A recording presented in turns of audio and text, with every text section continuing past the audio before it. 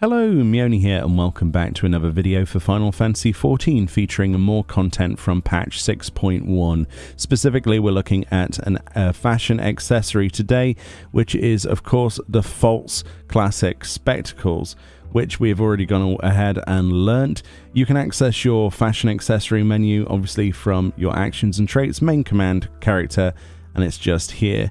You'll see specifically on the new glasses it says, don a pair of rectangular glasses for a classic illusion of intelligence. Now specifically you might be wondering where exactly these spectacles are from. We are in our Grand Company's workshop here, so we need to be in a free company, and you need to have access to level 90 or rank 90 submersible missions. It's one of the new dive points known as Moessa.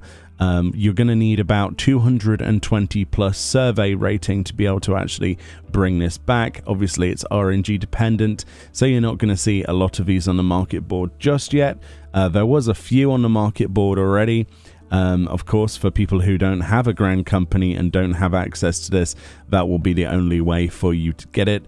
I got mine for about 5 million gil, simply because, as you would predict, our free company's workshop submersibles just aren't capable of that, and I don't think we'd have the RNG anyway at the moment, so it's as simple as that. So let's actually have a look at this fashion accessory. Let's put this on our bars and we'll have a look. So this is what the fashion accessory itself looks like. It's just some spectacles, quite nerdy glasses, as you can tell. If we go into G pose and zoom in here all the way, you'll see that they are black rimmed glasses. Basically, that's pretty much what they are. There's nothing crazy about these. Yeah, they're a fashion accessory, very, very basic. So fashion accessories, the limitation is that we can only use these outside of combat in certain areas of a game. You cannot use these in dungeons, raids, trials, or any other combat related area. So basically sanctuaries and RP related areas are the only places you're going to be able to use these. Conversely, of course, they're not dyeable because they're a fashion accessory. However, the other thing that bears in mind of why you would want a fashion accessory is because currently there is only a couple of ways that you can actually display face wear as well as head wear at the same time.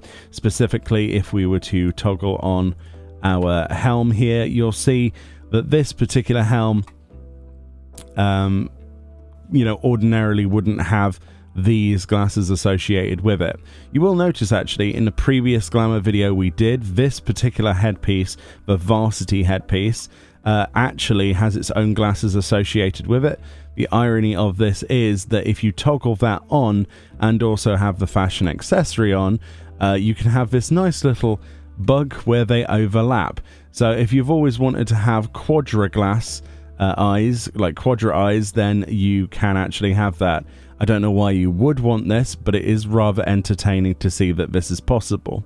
So this demonstrates two things. One, I prefer the glamour way of actually having glasses as a visor option as a toggle, as we looked at in the previous video, over the fashion accessory because it can be used in more places. And also, I think you're better off investing gil into that rather than the fashion accessory itself, just basically because of where you can and cannot use them.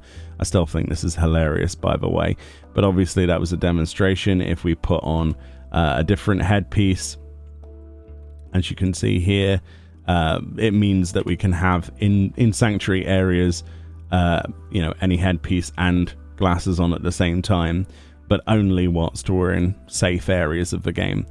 But yeah, so I'm still not impressed with the fashion accessories. I think that there's a long way to go in terms of their usability. Parasols are one thing, because parasols, you know, you would kind of expect that you're not going to be able to use those in combat, and they have added the, you know, the change pose to parasols. But also at the same time, there's a few other things I would like. For example, the ability to wear the false classic spectacles as well as the wings, as well as having a parasol twirling around. If I'm limited to using these only outside of combat in basic areas like towns and areas in the open world where I'm not in combat, then I think there shouldn't be limitations on, you know, obviously having some glasses, some wings and a parasol. I don't think there would be a reason for that.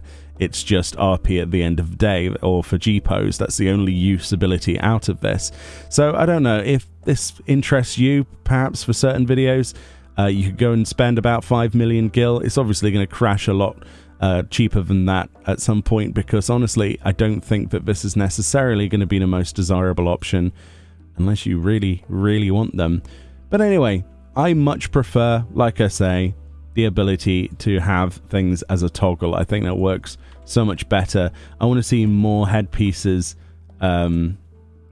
like this, basically. It might not be my favorite headpiece in the game, but the functionality to turn on and off the glasses is much better than to be limited to where you use it. Anyway, much love. Thank you very much for watching. Best of luck with your submersible dives. We're still waiting for the other parasol, and as soon as we get a hold of that, either through the market board or of course first hand with our submersibles, I'll be sure to do a video on it. Much love.